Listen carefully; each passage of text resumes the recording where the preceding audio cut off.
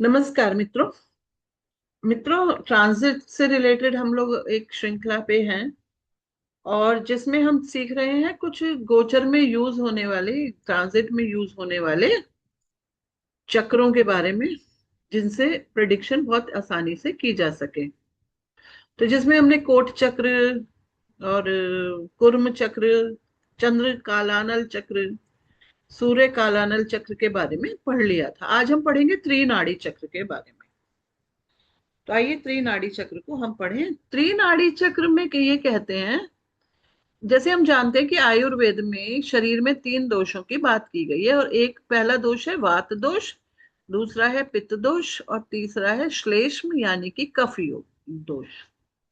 आयुर्वेद में कहा गया है कि शरीर में तीन दोष हो सकते हैं। अगर यही दोष, ये जो है वात पित्त कफ है, ये किसी के शरीर में बैलेंस इसका गड़बड़ हो जाए, तभी कहते हैं कि बीमारी आती है। या तो वात से रिलेटेड बीमारी आती है, या पित्त से रिलेटेड बीमारी आती है, या कफ से रिलेटेड बीमारी आती है। जो हमारा बेसिक टू मैजिक वाली श्रृंखला चल रही है, उसमें हम लोगों ने एक सुगम ज्योतिष की जो बुक पढ़नी शुरू की है, उसमें भी आज मैंने कौन से ग्रह हैं जो वात दोष देते हैं, या पित्त दोष देते हैं, या कफ दोष देते हैं, इसका जिक्र किया था। आप वहां जाकर जरूर देखिएगा। इनको कहते हैं तीन नाड़ी। आयुर्वेद में इसे ही नाड़ी कहा गया है। जब हम किसी आयुर्वेदाचार्य के पास जाते हैं, वो हमारी नब्ज देखकर बताता है कि आपको ये प्रॉब्लम है, तो वो एक्चुअली हमारी नाड़ी देख रहा है ना। ज्योतिष में भी होता है नाड़ी ज्योतिष। हाँ। विवाह के लिए जब हम कन्या और वर का कुंडली मिलान करते हैं, तब भी तीन नाड़ियों की बात आती है। और वो नाड़ियां कौन सी हैं? आदि नाड़ी, मध्य नाड़ी और अंत्य नाड़ी। ये अभी आप जानते हैं। ठीक है। अब कह रहे हैं कि एक और चीज है जो ट्रांजिट में यूज की जाती है, वो भी त्रिनाड़ी है। उसके लिए त्रिनाड़ी चक्र बनाया जाता है। तो कह रहे हैं कि एक चित्र बनाया जाता है, अभी मैं बना के दिखाती हूँ आपको। और 27 नक्षत्रों का यूज करते हुए वो चित्र बनाते हैं। अब वो चित्र कुछ ऐसा दिखता है, जैसे अभी आपकी स्क्रीन पर दिख रहा है। जैसे यहां पे लिखा है सर्प मुख, तो यानी कि सांप का मुंह इधर है। यहां से सांप ने ऐसे चलना शुरू किया, ऐसे चला, ऐसे चला, ऐसे चला, ऐसे चला, ऐसे चला, चलते चलते चलते चलते इधर से सांप निकल गया। ठीक है। तो हम इसको बनाना कैसे है, देखिए। आपको क्या करना है, 9 खड़ी लाइनें बनानी है। 1 2 3 4 5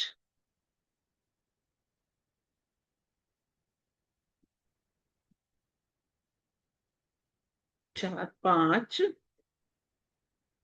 6 7 8, और यहाँ पे मान लीजिए ये 9 है। आप ये मानिए कि यहां से स्टार्टिंग हो रही है, फिर इनको मिला दिया, इधर से इसको मिला दिया, इधर से इसको मिला दिया। ठीक है। इधर से इसको मिला दिया, इधर से इसको, ये मिला दिया, ये मिला दिया, और यहाँ मिला दिया, यहाँ मिला दिया। अब ये कहते हैं कि इसमें जब आप ये बनाएंगे तो नक्षत्रों को कैसे लिखेंगे? आद्रा नक्षत्र से लिखा जाता है। तो क्या करेंगे, यहाँ पे 3 हिस्से करेंगे इसके। ये देखिए, इस तरह से 3 हिस्से, हर डंडे के 3 भाग, 3 गोले यहाँ पर हम बना देंगे। यहाँ पे हम नक्षत्रों के नंबर लिखेंगे दरअसल। अभी मैं लिख कर दिखाती हूँ आपको कैसे लिखा जाएगा। 27 नक्षत्रों के नंबर लिखे जाएंगे। हम नंबर इसलिए लिख देते हैं कि नाम लिखने में क्या होता है, फिर वो ठीक नहीं रहता, पूरा पूरा घिर जाएगा, फिर ग्रह के नाम भी लिखने हैं। देखिए, यहाँ पर जो त्रिनाड़ी चक्र है, उसकी एंडिंग यहाँ है, स्टार्टिंग यहाँ से है। तो इसको कहते हैं सर्पमुख। और सर्पमुख में आद्रा नक्षत्र को रखा जाता है। तो लिखेंगे 6 7 8, अब क्योंकि ये सर्पिल है तो 8 के बाद 9 यहाँ आएगा, 10 यहाँ, 11 यहाँ, 12, 13, 14 और 15 यहाँ, 16, 17, 18, 19, 20, फिर 21 यहाँ पर, 22, 23, 24, 25, 26, 27, फिर यहाँ 1, 2, 3, 4 और ये 5। आद्रा से शुरू होकर मृगशिरा नक्षत्र तक इसमें नंबर हम लिख देते हैं।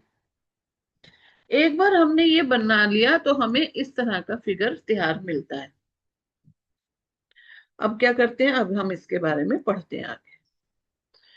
तो आगे कुछ श्लोकों में भी बताया गया है कि इसको बनाना बहुत सरल है। आद्रादि विलिखे चक्रम ग्रांथ मृग, मतलब मृगशिरा से अंत होगा, च त्रिनाड़ी चक्रम। आद्रा से शुरू होकर जो मृगशिरा पे अंत हो रहा है वही त्रिनाड़ी चक्र है। भुजंग सदृश आकारम मध्य मूलम प्रतिष्ठितम।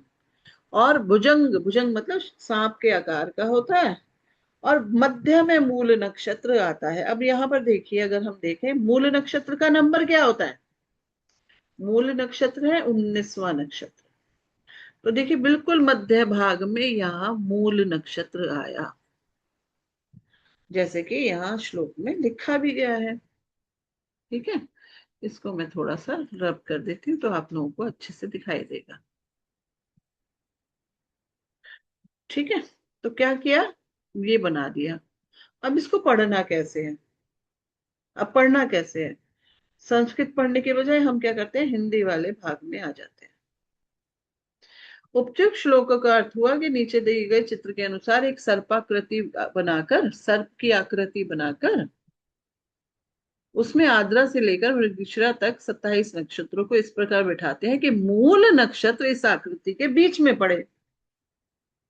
अब इसके फल देखिए, यदि नाम नक्षत्र सूर्य या चंद्रमा एक ही नाड़ी में पड़ जाए तो हमें क्या करना है, सबसे पहले जिसका भी हम ये चक्र बना रहे हैं उसका जन्म नक्षत्र या नाम नक्षत्र हमें पता करना है। ठीक है, सब हमने कहा कि माना किसी का जन्म नक्षत्र हस्त है, तो हस्त क्या है, कहां पर है, हस्त का नंबर 13 होता है। तो ये हो गया जन्म नक्षत्र। यहां से मैं मूल हटा देती हूँ जिससे हमें केवल जन्म नक्षत्र लिखा हुआ दिखाई दे। ये माना जन्म नक्षत्र है। और हम, आज क्या तारीख है, आज है 15 अगस्त, 15 अगस्त 2026। और 15 अगस्त को हम ये देखेंगे कि सूर्य कौन से नक्षत्र में है और चंद्रमा कौन से नक्षत्र में है। तो सूर्य तो है आज अश्लेषा में, तो अश्लेषा कौन सा नंबर होता है, 9। सूर्य को 9 नंबर में लिख दिया। चंद्रमा कहाँ है, उत्तर फाल्गुनी। तो उत्तर फाल्गुनी तो हस्ता से पहले वाले नक्षत्र होते हैं, अश्लेषा, मघा, पूर्व फाल्गुनी, उत्तर फाल्गुनी। तो चंद्रमा यहाँ है। ठीक है, तो सूर्य और चंद्रमा को लिख लिया, बस इतना ही लिखना है, और किसी को नहीं लिखना। किसको लिखना है, एक तो सबसे पहले जन्म नक्षत्र लिख लिया जिसके बारे में आप जानना चाहते हैं। अगर जन्म नक्षत्र नहीं मिल रहा तो नाम नक्षत्र पता कर लो, बोलते नाम का नक्षत्र पता कर लो। फिर देखो कि सूर्य कौन से नक्षत्र में है और चंद्रमा कौन से नक्षत्र में है। तो आगे लिखते हैं, ये वाला जो डॉक्यूमेंट है ये मैं डिस्क्रिप्शन बॉक्स में भी डाल दूंगी, आप वहां से भी पढ़ सकते हैं। कह रहे हैं कि नाम नक्षत्र सूर्य या चंद्रमा एक ही नाड़ी में पड़ जाए तो उस दिन विवाद, झगड़ा, विग्रह, रण या लड़ाई से बचना चाहिए। अब नाड़ी की क्या बात आई, यहाँ पर नाड़ी को समझ लेते हैं। जैसे हमने 3 नाड़ियां समझा है, इसको मानो ये आदि नाड़ी है। कौन सी वाली, ये जो 6, 11, 12, 17, 18, 23, ये क्या है, ये आदि नाड़ी है। ये मध्या नाड़ी है। ठीक है, ये क्या है, ये मध्या नाड़ी है, और ये क्या है, अंत्या नाड़ी। अंत्या नाड़ी है। तो कह रहे हैं कि अगर तीनों, कौन तीनों, जन्म नक्षत्र, चंद्रमा का नक्षत्र और सूर्य का नक्षत्र एक ही नाड़ी में पड़ जाएं, तो ये अच्छी बात नहीं है। क्या क्या हो सकता है? विवाद, विग्रह, झगड़ा, लड़ाई, बहस, झड़प, मतलब इफेक्ट इसका नेगेटिव होगा। अब आगे देखेंगे। इसी प्रकार यदि कोई व्यक्ति ज्वर से पीड़ित हो, बुखार हो रखा है किसी को, ठीक है, माना किसी व्यक्ति को फीवर, ज्वर का मतलब होता है फीवर हो गया, उस जन्म नक्षत्र तथा चंद्रमा एक ही नाड़ी में पड़ जाए, तो उसकी पीड़ा आठों पहर या जब तक चंद्रमा नाड़ी परिवर्तन ना कर ले बढ़ती रहेगी। यानी कि जन्म नक्षत्र के साथ चंद्रमा का होना भी ठीक नहीं है, नेगेटिव। इसी प्रकार जब तक गोचर के जन्म नक्षत्र और गोचर के सूर्य एक ही नाड़ी में हो, तब तक रोगी की पीड़ा बनी रहेगी। बहुत से ऐसे क्वेश्चंस आते हैं ना कि अरे यार, तबीयत ठीक नहीं चल रही है उसकी, वो कब तक ठीक हो जाएगा, दवाई भी कोई असर नहीं कर रही है, तो उस समय इसको लगाया जा सकता है। आगे कहते हैं यदि कोई व्यक्ति बहुत बीमार है, उसका जन्म नक्षत्र, चंद्रमा और सूर्य अगर एक ही नाड़ी में आ जाए, तो जातक की मृत्यु की भी संभावना हो सकती है। यदि तीनों अलग अलग नाड़ियों में आ जाए तो जातक निरोग हो जाता है। इसकी अनुभूति कई ज्योतिष मर्मज्ञों को भी हुई है। अगर चंद्रमा, सूर्य और जन्म नक्षत्र तीनों अलग अलग नाड़ियों में है, जैसे अभी हमने एग्जाम्पल में देखा, चंद्रमा आदि नाड़ी में है, जन्म नक्षत्र मध्य नाड़ी में है और सूर्य अंत्या में है, तो ऐसा व्यक्ति निरोगी होगा, बीमारी नहीं होगी उस समय। आगे आइए इसे एक उदाहरण से समझते हैं। एक जातक का जन्म 16 सितंबर 1977 को सुबह 6:40 पर बिहार में हुआ। इसका जन्म नक्षत्र चित्रा है। तो अब हम क्या कर रहे हैं, यहाँ पर इसको कॉपी कर लेते हैं। अब जन्म नक्षत्र अगर चित्रा है, तो चित्रा कौन सा नक्षत्र होता है? 14वां। चित्रा, यहाँ पे हम लिखेंगे जन्म नक्षत्र, ठीक है। 21 मार्च 2008 को जातक ने अपना रूट कैनाल खत्म करवाया और नया दांत लगवाया, लेकिन उसको ठीक नहीं हो रहा था वो। 21 तारीख को करवाया और 22-23 को जैसे ही सूर्य उत्तर भाद्रपद और चंद्रमा हस्त से जन्म नक्षत्र चित्रा में आए, जातक को नए दांत के कारण अत्यधिक पीड़ा सहनी पड़ी। सूर्य कहाँ आ गए? उत्तर भाद्रपदा में। तो उत्तर भाद्रपदा कौन सा नक्षत्र होता है? 26वां। तो सूर्य आ गए यहाँ, और चंद्रमा भी हस्त से निकलकर यहाँ आ गए, चंद्रमा चित्रा में आ गए, ठीक है। अब ये तीनों एक ही नाड़ी में हो गए। अब जो जातक ने नया दांत लगवाया था, रूट कैनाल, वो बहुत, उसको इतनी अत्यधिक पीड़ा सहनी पड़ी, अर्थात तीनों एक ही नाड़ी में आ गए थे। दर्द तब कम हुआ जब चंद्रमा विशाखा नक्षत्र में पहुंचे, लेकिन जातक ने महीने भर कभी कभी हल्का हल्का दर्द महसूस किया, जब जब उस दौरान चंद्रमा जन्म नक्षत्र की नाड़ी से गुजरे। हर बार जातक को पीड़ा हो, किंतु सूर्य के उस राशि, उस नाड़ी में नहीं होने के कारण जातक को इस बार दोबारा इलाज नहीं करवाना पड़ा। मतलब जब सूर्य, चंद्रमा और तीनों एक ही नाड़ी में थे, तब उसको दोबारा इलाज, इतनी पीड़ा थी कि इलाज के लिए दोबारा जाना पड़ा। लेकिन जब सूर्य भी उस नाड़ी से गुजर गए, प्रॉब्लम कब होती थी? जब चंद्रमा आ जाते थे। समझे? तो ये फायदा है त्रिनाड़ी चक्र देखने का। एक और एग्जाम्पल दिया है इन्होंने।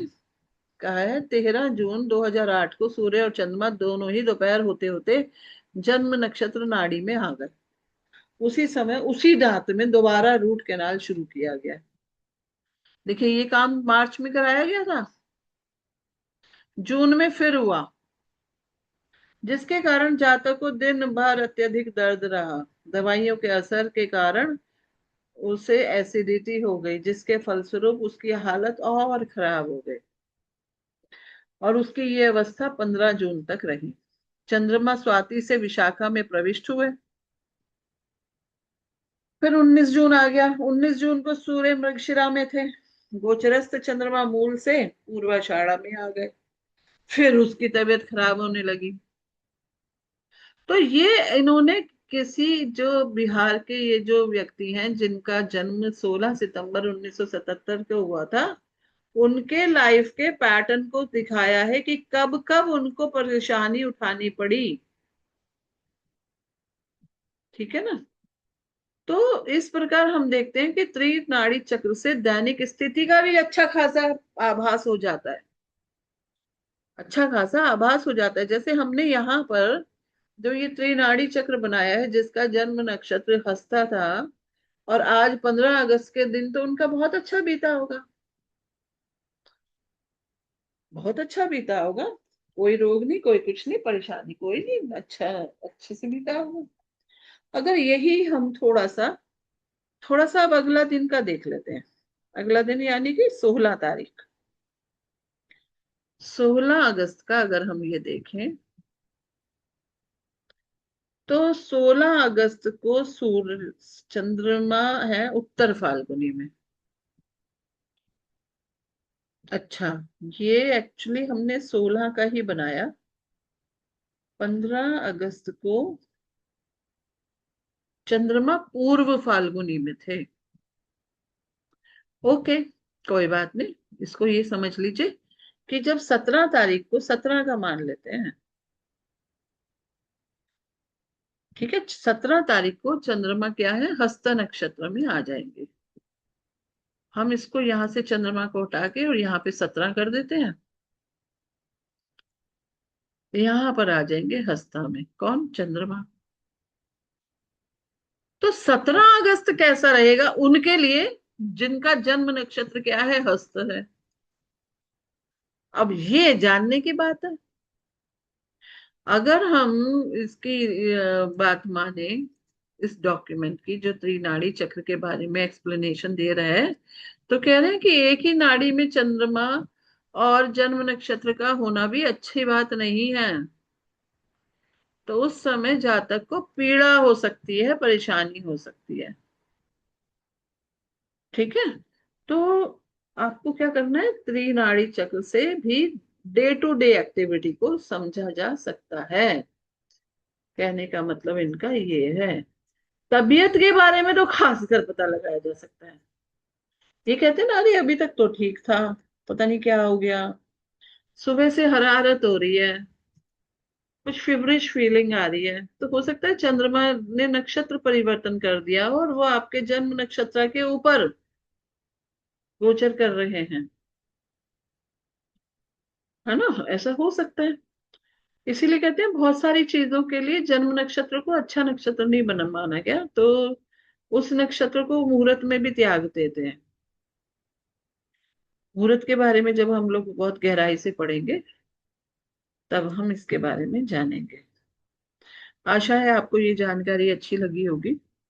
आप हमारे कोर्सेज ज्वाइन करना चाहते हैं तो दिए गए नंबर पर कांटेक्ट कीजिए। आज के लिए इतना ही, धन्यवाद।